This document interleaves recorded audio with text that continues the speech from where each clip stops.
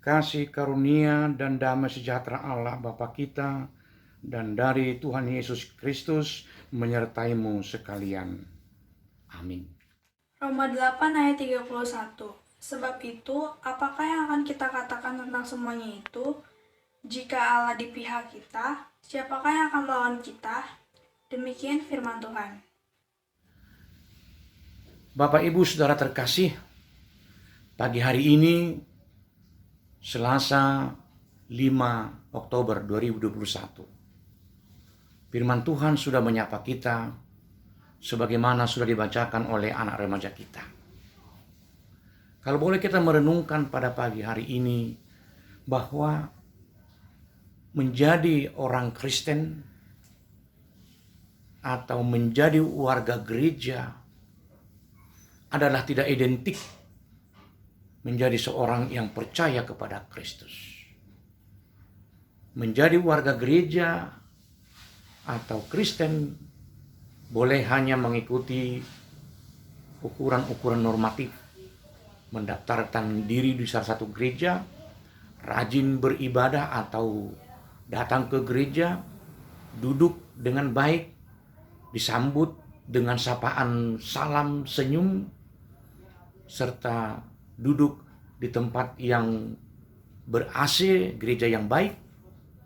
Namun, menjadi orang Kristen sebagaimana dalam nats renungan kita yang sudah kita dengar bersama, kalau boleh saya ulang sekali lagi, sebab itu apakah yang akan kita katakan tentang semuanya itu?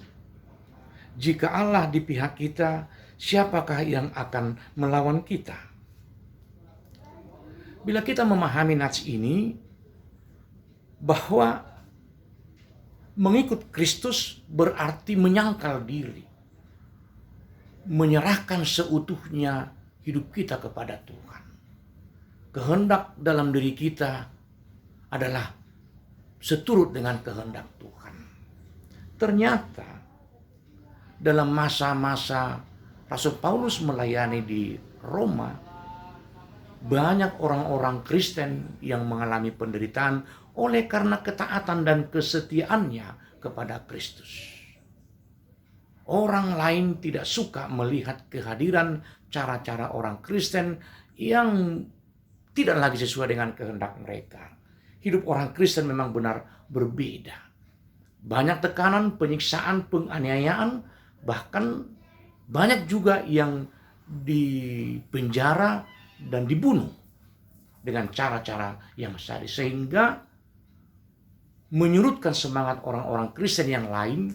Mereka mundur dari persekutuan iman yang benar.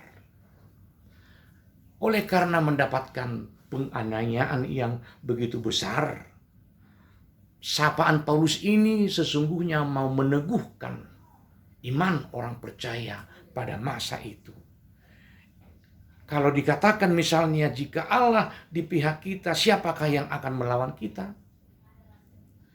Ini bukan berarti bahwa Tuhan akan membela jemaat Roma sehingga mereka terlepas dari berbagai siksaan, penganiayaan, atau tuntutan hukum yang tidak adil. Akan tetapi, Paulus mau mengatakan bahwa jika Allah ada di pihak mereka, maka sekalipun ada orang-orang yang melawan mereka, bahkan membunuh mereka, sesungguhnya mereka sedang melawan Allah.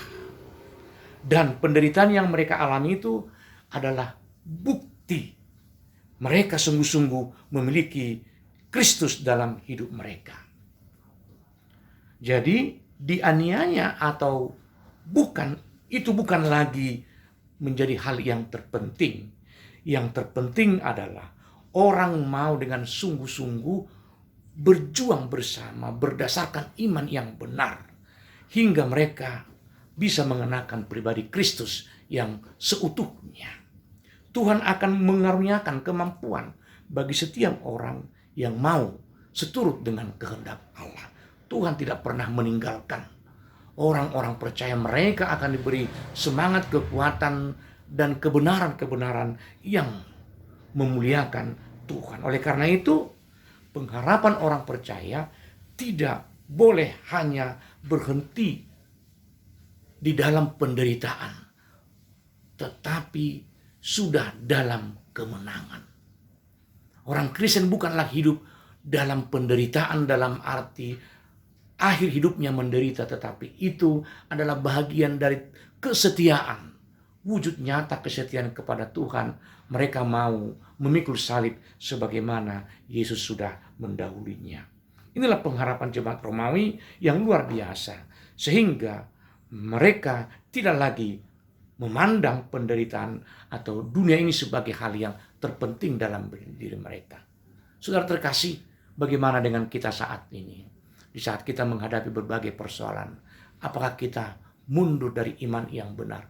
Atau sebaliknya, semakin bersungguh-sungguh belajar dan melatih dalam kehidupan kita masing-masing. Penderitaan, kesulitan yang kita hadapi ini sebagai latihan iman yang meneguhkan iman kita kepada Tuhan.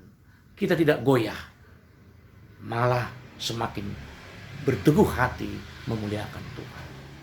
Amin, kita berdoa. Terima kasih Tuhan atas waktu yang sudah Engkau berikan bagi kami. Sempurnakan pengharapan kami Tuhan. Teguhkan hati kami dalam menjalani hari-hari hidup kami pada hari ini. Di dalam nama Yesus Kristus kami berdoa padamu Tuhan. Amin.